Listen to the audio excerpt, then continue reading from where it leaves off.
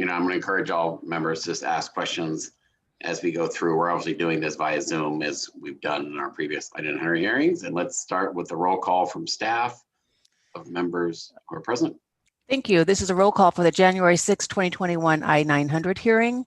Representative Fye. Representative Frame. Senator Hasegawa. Representative Hoff. Representative Kilduff. Present. Representative Kraft. Senator Mullet. Here. Representative Orcutt. Here. Representative Paulette. Senator Saldana. Senator Short.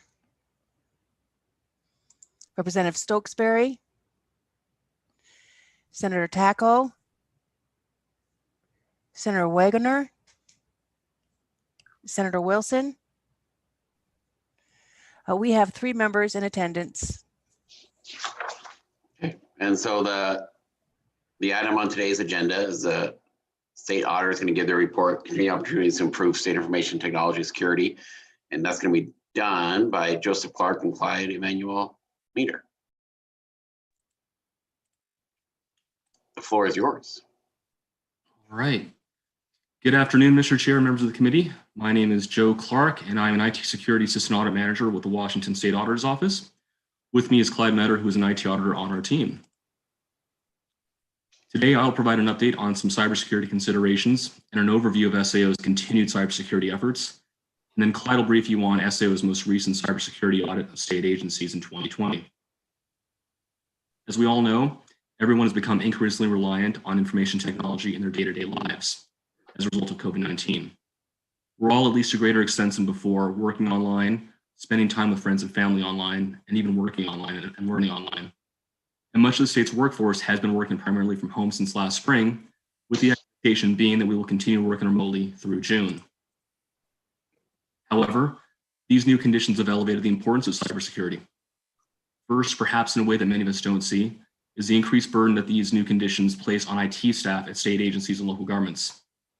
In addition to their regular duties of already maintaining and securing their systems, many of them had to also pivot to support a remote workforce. For example, last spring at one agency I was auditing, the IT staff were under additional pressure to support their workforce as they quickly pivoted to remote working. This included transporting employees' desktop computers to their home locations so that they could work from home. Working remotely has also changed the attack landscape a bit and potentially increased the likelihood of a successful attack. Instead of in-person meetings, we're all meeting virtually. Instead of paper copies of key documents, we're sharing virtually all of our content electronically. And instead of being asked to do something in person, we are receiving those requests via email. All these changes in how we operate can present increased opportunities for an attacker to successfully attack a state agency, such as through a phishing email that uses an urgent topic, for example, COVID, to evoke a response from the target of the email. With all this in mind, it is as important as ever that the state remain vigilant in protecting its systems and the data those systems rely on. In years past, we've noted some examples of attacks on state agencies and local governments around the country, but more recently, this risk has hit home. Last September, the state of Washington was the target of a highly coordinated phishing campaign. News reports indicated that multiple state agencies were affected by this attack, and the governor's office acknowledged that the state was receiving assistance from federal partners and Microsoft in response to the attack. As part of that response, the State Office of Cybersecurity has implemented additional capabilities to further protect the state from future attacks, and we will briefly discuss one of those efforts in a few minutes. In our role at the State Auditor's Office, to help improve the cybersecurity at state agencies and local governments, SAO has some non-audit offerings in addition to our cybersecurity audits. These non-audit offerings include cybersecurity consultations with local governments who have requested an audit. In these cases, SAO meets with the local government well before conducting an audit to gain an understanding of their environment and of their risks. The goal is to leave the local government with a set of suggestions used to enhance their cybersecurity prior to us arriving on site to do an audit. Through our Center for Government Innovation and working with our cybersecurity experts, SAO has also developed a growing suite of cybersecurity resources known as B CyberSmart to help all local governments get started with their cybersecurity efforts. These resources are tailored to the different roles that workers perform in their government organizations, from accounts payable to human resources and facilities management, to make sure that everyone can help keep their organization secure.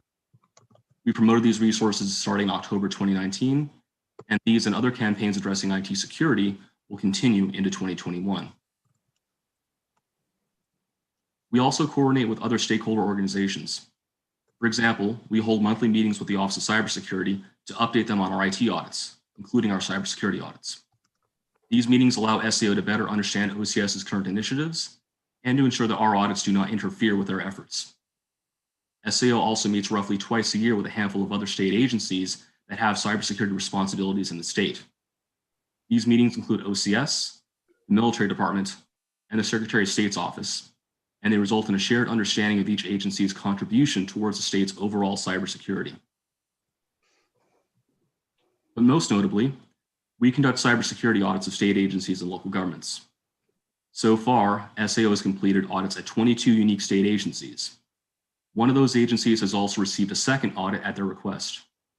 In a moment, Clyde will discuss our 2020 state audit. I'll quickly add that we have already begun work on our 2021 audit, which will include work at least 5 state agencies. Finally, with regard to local governments, SAO has completed audits at 21 local governments, with 9 additional audits already underway. And with that, I'll now hand it over to Clyde Metter to discuss our 2020 audit of state agencies. Thank you, Joe. Can everybody hear me okay? Before I begin, we'd like to thank the management and staff at all of the agencies included in these audits for their cooperation, because in addition to working with us, they still have their normal responsibilities. And as Joe mentioned, with the pandemic and everything, they had increased responsibilities on top of that. So it was a lot to ask, and they worked with us well.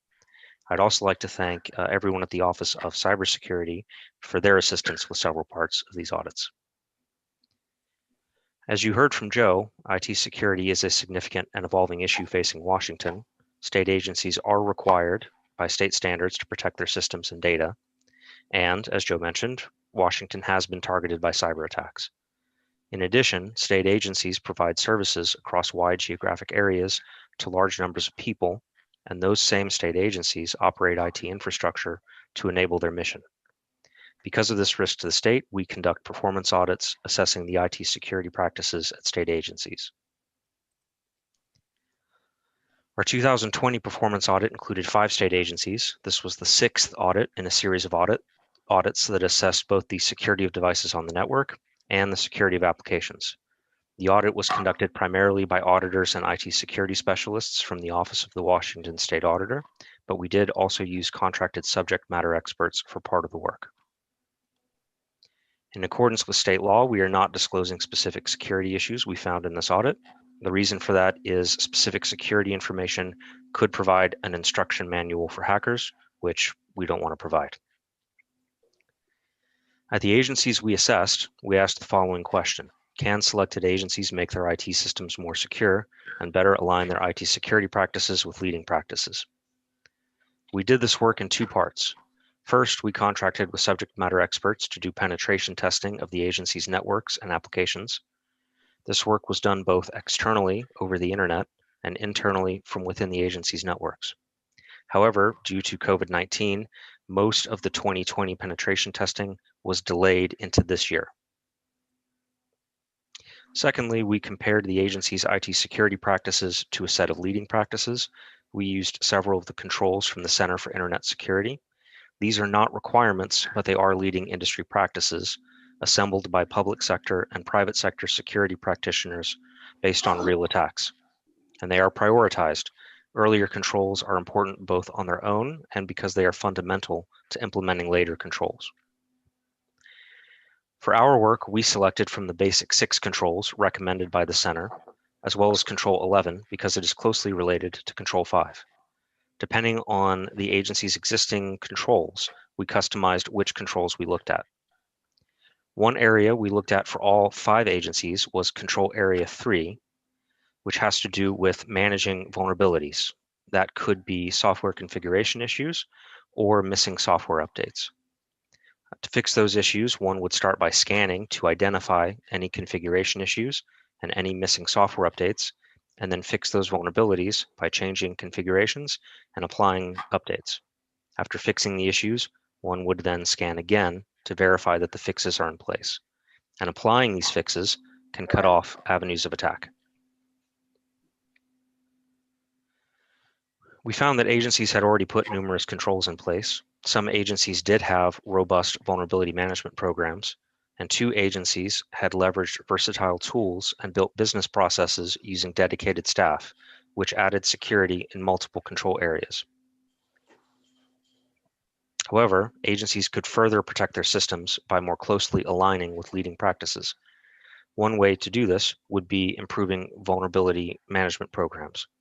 Although all 5 agencies had patch management processes, 2 agencies did not have vulnerability scanners at the time of our audit, which would have helped them with Control Area 3. It makes it harder for them to identify gaps in their software configurations or to identify missing updates, and those gaps can make it easier for an attacker to compromise systems. WATEC has obtained a new vulnerability scanning tool for this year, which is being made available to all state agencies, so agencies could leverage that resource. Additionally, improving how agencies document their controls would help them prioritize their security initiatives and preserve institutional knowledge.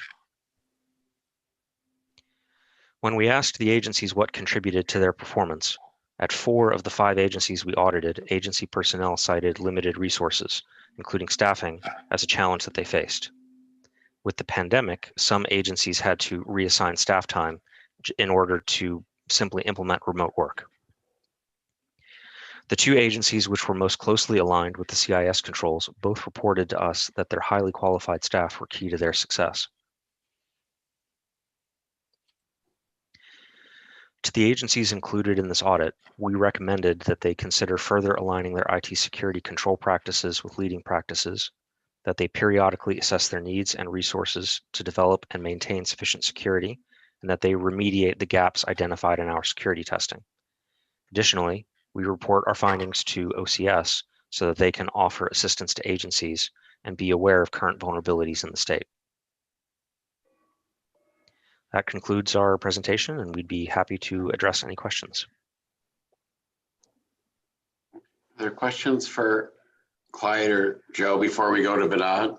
Vinod, do you want to go ahead and make your remarks? I sure can.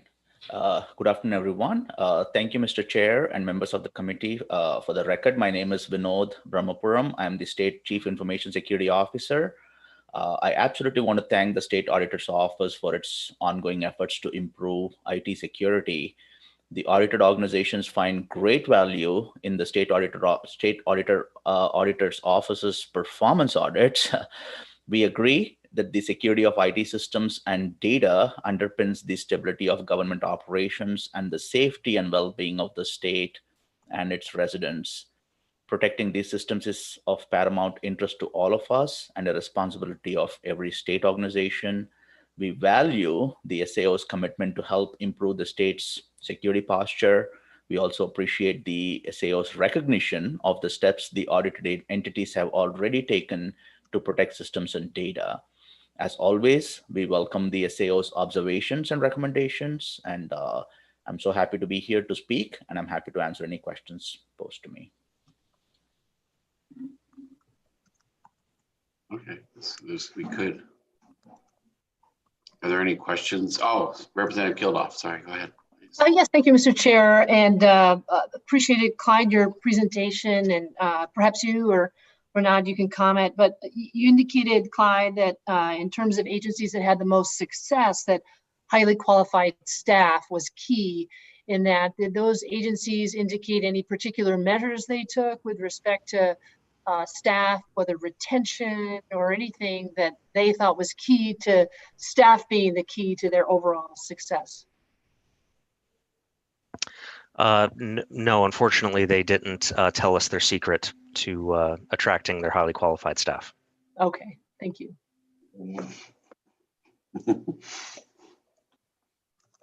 That might be good to know.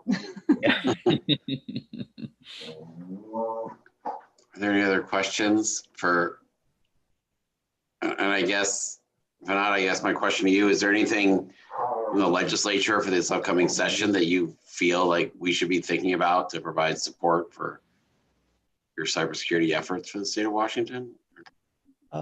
Certainly, first, I want to appreciate, Chair, the support that we continue to receive has been very, very, very valuable to us. As we certainly, there is an operational plan that the Office of Cybersecurity has in place to support agencies at a much more wider, deeper level to help us improve our security posture. And as we start getting into the operational plans, there are certainly going to be areas that we will absolutely need help from, certainly, the group to help us in that process.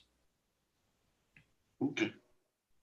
Well, are there any other questions from the committee? Because otherwise, I think we could be done. Brevity is always a positive for Olympia hearings. I think we get bonus points for those, right? And if just for the record, Senator, I just want to let people know that we had advertised the availability of public testimony for the meeting, but we didn't get anybody that signed up to wanting to do that. And the committee does take written testimony. If anybody watching in the public wants to provide that, we'll make sure it gets distributed to all the committee members. Okay, excellent. Well, thank you very much. I appreciate the report. And if there's no other questions, I think we are adjourned. Excellent. Okay. Hope everyone has a good day. Okay. Stay safe. Bye-bye.